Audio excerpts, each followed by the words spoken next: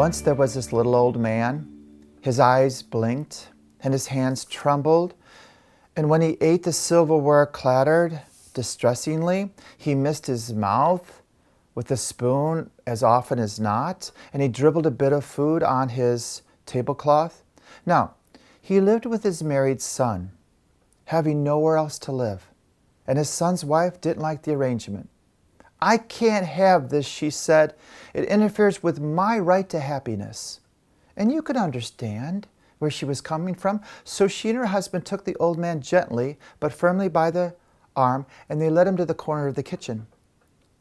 There they sat him on a stool, and they gave him food in an earthenware bowl, and from then on he always ate in the corner, blinking at the table with wistful eyes.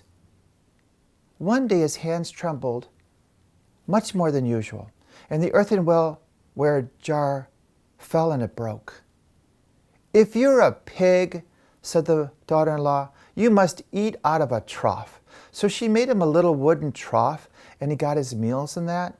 And these people had a 4-year-old son, of whom they were very, very fond. One evening, the young man noticed the boy playing intently with some bits of wood and asked him what he was doing. He says, "I'm making a trough." And he smiled. "To feed you and Mama out of when you get big." The man and his wife looked at each other for a while, and they didn't say anything. And then they started to shake themselves. Then they went to the corner, and they took the old man by the arm, and they led him back to their table.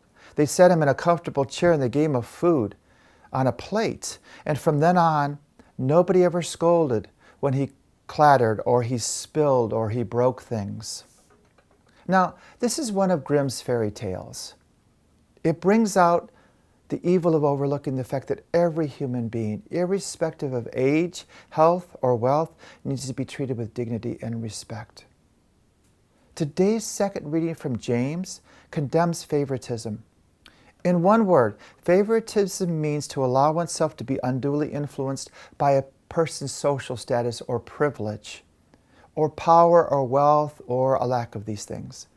Favoritism could take the form of two things. Number one, looking up to the rich and the powerful, and looking down at the weak and the humble. Do we need to be reminded of the trough?